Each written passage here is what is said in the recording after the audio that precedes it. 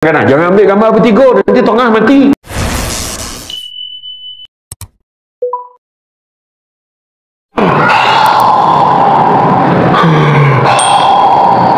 Nampak oksigen turun naik. Orang yang lalu tu, aku rasa tak besok lusa ni dia kata, confirm mati dah tu, tak ada mana dah tu. Tengah bercakap-cakap tu, dia dah bercakap pasal orang yang sakit tadi melintas jalan tak pandang ke kanan, digelek ke taksi tu, mati. Sudah yang tadi yang pakai oksigen tadi, besok tu saudara dia datang baca Yasin ke orang yang mati tadi. Nak cakap apa? Tu sebab macam mana? Tu sebab kita ni dalam hidup ni jangan nak bergaduh dengan orang. Jangan bergaduh dengan orang. Orang nak cakap pasal kita, marahnya satu Malaysia pergi jumpa memburukkan kita, pedulilah. Iya. Orang nak konorkan kita, pakar-pakar nak konorkan kita, pedulilah. Sebab ingat tak doa Nabi pada Imam Ibn Abbas? Nabi letakkan tangan Nabi dekat dada Imam Ibn Abbas. Dia kata Allah ma'afaku fiddin wa'alimu ta'wil, kan? Kita tahu doa tu, tapi sepanjang hujung doa tu, apa ayat Nabi sebut? Seandainya satu dunia ni berhimpun nak memberikan keberuntungan kepada kamu, nescaya kamu tidak akan mendapatkannya melainkan sekadar yang Allah dah tentukan untuk kamu. Dan kalaulah satu dunia ni berhimpun nak memberikan kemudaratan kepada kamu, nescaya kamu tidak akan mendapatkannya melainkan sekadar yang Allah dah tentukan untuk kamu. Pun nak takut? Tak boleh dah, mampu weh. Kalau kita tak pergi mahjaukan habis kan, kena buang kojo ni kan. Itu dipikir manusia ni ada kuasa. Manusia tu pun minta nyawa dengan Allah Ta'ala. Macam mana? Sebab kita kadang-kadang jangan ambil gambar bertiga, nanti tengah mati. Gila tu. Berlagu kepala mak, weh, kena hantuk kepala balik, kan mati mak kita orang. Siap kotak dagu, ingat tak dulu budak-budak tu kan? Hantuk kali kedua lagi kuat, langsung mati dua-dua. Macam mana? Kita ni kadang benda pelik-pelik, ya kan? Agama menyabitkan benda-benda yang tak ada kena-mengena, kan? Jangan lalu bawa ampayan tu, ambil kau nikah, apa hal pula? Lupa kita jodoh di tangan Allah, lupa gitu kan? Kadang-kadang dan malahan dalam surah Asy-Syura ayat yang ke-20 Allah beritahu apa? Barang siapa yang mengejar keberuntungan akhirat, nescaya kami akan tambahkan keberuntungannya itu. Maknanya dunia pun dapat. Namun barang siapa yang mengejar keberuntungan dunia, nescaya kami akan berikan sebahagian saja daripada keuntungan dunia itu, dan tak akan ada satu bahagian pun untuknya di akhirat kelak. Jadi mana nak? Kerja dunia tak dapat semua, dapat sikit, akhirat tak dapat apa. Tapi kalau kerja akhirat, insya-Allah dunia pun dapat. Mana nak? Datangnya kan, ini akhirat ni masuk dalam ya, dapatlah unsur-unsur dunia sikit, selfie macam surbat, dapatlah sikit kan, lepas tu kan dapatlah makan sate kat luar. Dunia semua tu tak apa, makan selagi boleh makan. Sebab malam ni tujuan makan itu sebab ramai yang tak faham, kenduri ni ada dua pahala yang paling besar. Macam kenduri tahlil lah, contohlah kan, dua pahala paling besar. Pertama zikir, yang kedua makan. Makan tu pahala sebab orang bagi sedekah. Jadi siapa yang makan keluarkan, jangan kesian, makan bersungguh-sungguh. Macam tu. Sebab kita nak menjayakan pahala orang yang bersedekah. Macam tu lah. Iya tuan-tuan.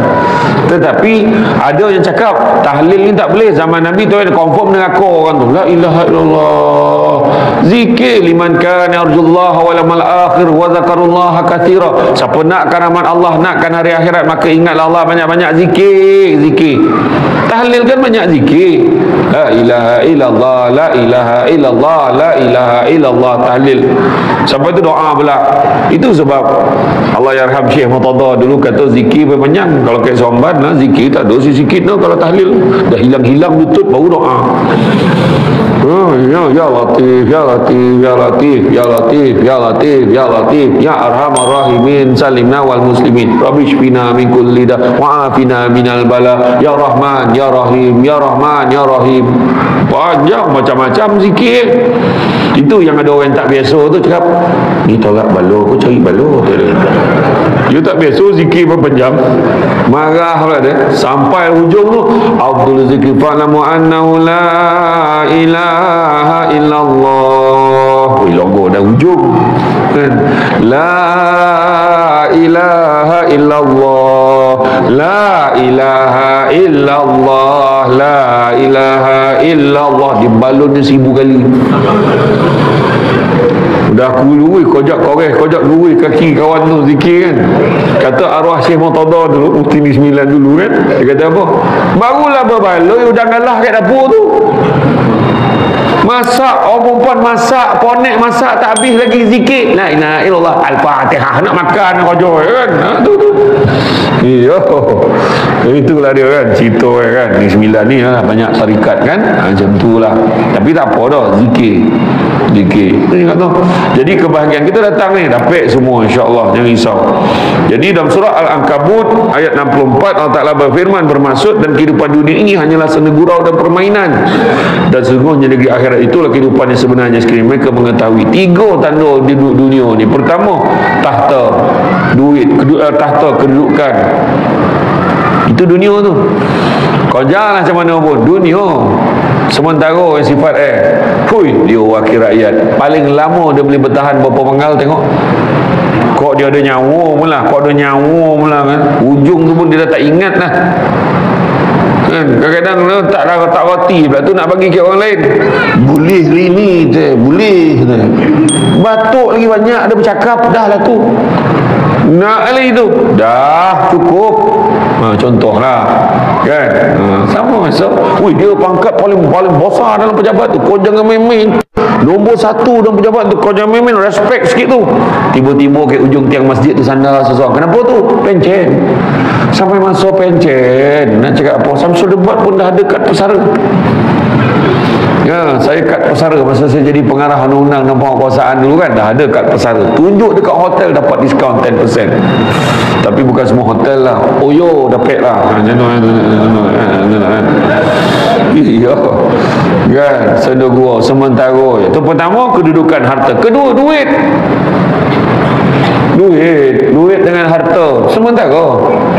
Rumah besar, rumah lawa. Cuba tengok kat Melaka, rumah ni lawa. Aku kalau ada duit, aku nak buat rumah macam ni. Salang 5 tahun ada rumah lagi baru lagi, ada lagi baru lagi. Dah buruk dah rumah yang tadi kita cakap lawa tadi. Iya. Kan? Sungguhnya dunia ni kesenangan yang memperdayakan. Surah Ali Imran ayat 185. Kesenangan yang memperdayakan. Itu cerita dalam surah Ali Imran tu beritahu jadi setiap yang hidup pasti akan mati, pada hari kiamat jua lah akan disempurnakan balasan bagi kalian. Barang siapa yang dapat masuk syurga, dapat elak neraka adalah orang yang sangat beruntung. Dan ingatlah, sesungguhnya dunia ini hanyalah kesenangan yang memperdayakan. Itu ayatnya.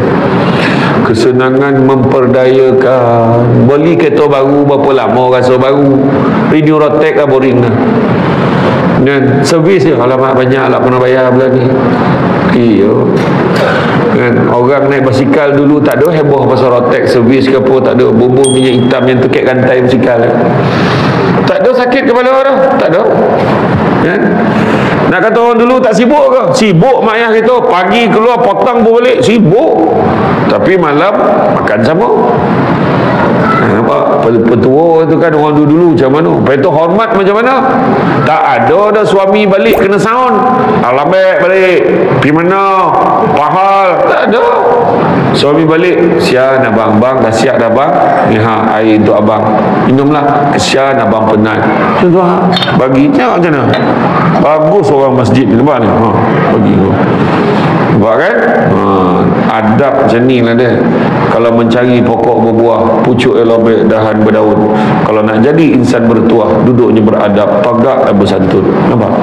Nampak? Bagi gelas siap alas. Nampak? Walaupun pasangannya tak berapa kena, tapi adab tu sahak tu. Kan macam tu nampak, cara tu nampak. Jemput bang, nampak orang perempuan mesti macam ni. Bagi suami minum mesti gelas macam ni, bertangkai macam ni, baru dia steady. Dia ketua keluarga, bang jemput bang, nampak. Dan suami bila ambil pula dia pegang gelas ni, Allah abang kasih dah banyak. Wah, tiup bismillah. Bayangkan macam tu kan. Bayangkan dia jauh datang kosong macam tu lah, bismillah. Alhamdulillah. Jadi bila dia letak tu Isteri cakap, tu lah bang, tadi kan bang, anak kita, nampak? Kan macam tu sebab orang dulu-dulu macam tu.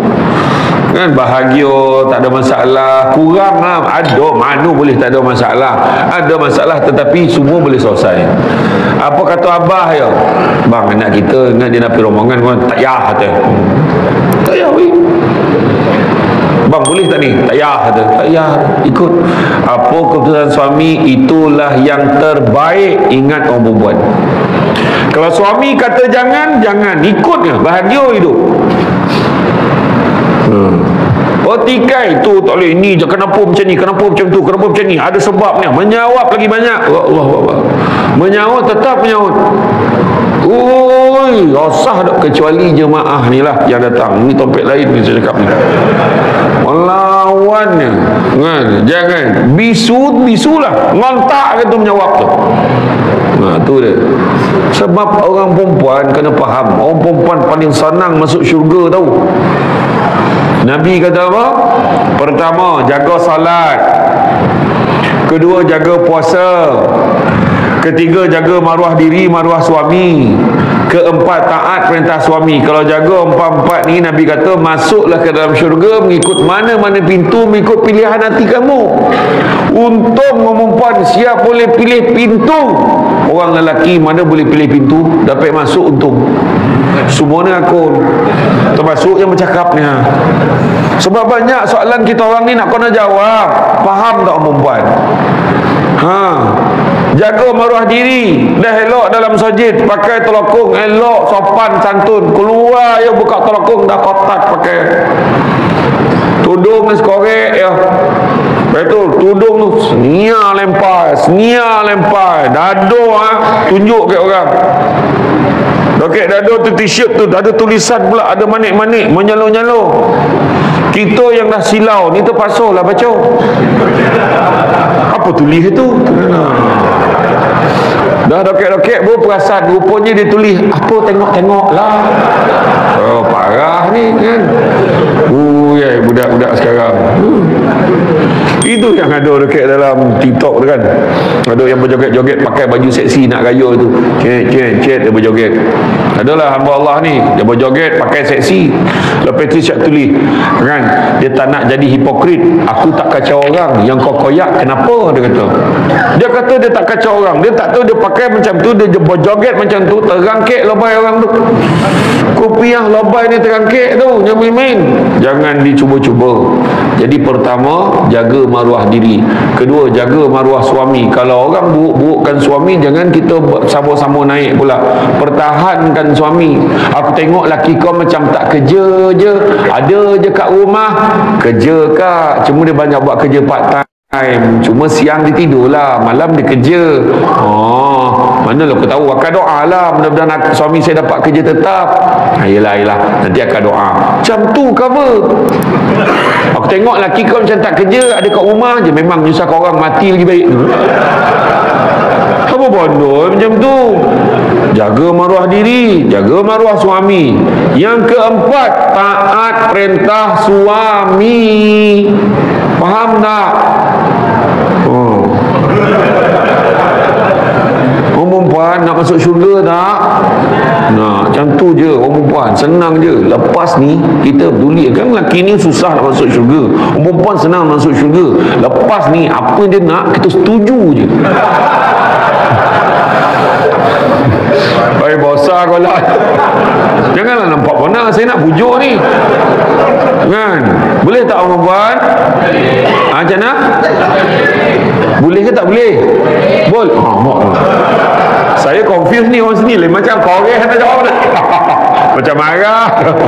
Tapi ya betul kan? Bukan orang sini. Oh ya betul, bukan orang sini. Yalah, macam tu lah. Jadi taat perintah suami. Sebab bila Nabi masukkan, bila peristiwa Isra wal Mi'raj, Nabi berpeluang melihat keadaan dalam syurga, melihat keadaan dalam neraka. Maka terkejutlah Nabi bila tengok dalam neraka ramai orang tahu. tetap melawan, kan? Betul. Lambat balik, la ilaha illallah. Pergi mana? Abang tadi pergi ngaji dengan imam. Baca pun terabuk, la mulut kau. Abang baca dengan imam, malah sama lepak dengan imam. Ingat saya tak tahu dah imam kat kono. Besok tu lepas maghrib bagi salam terus balik sebab takut bini bising. Assalamualaikum warahmatullahi wabarakatuh. Terus balik. Sampai rumah bini tanya, capek balik tak semayang kau? Dah tak semayang pula cakap. Ui, susah kan. Payah. Balik calambek salah, balik copek salah. Tak tahulah. Jadi jangan menyusahkan.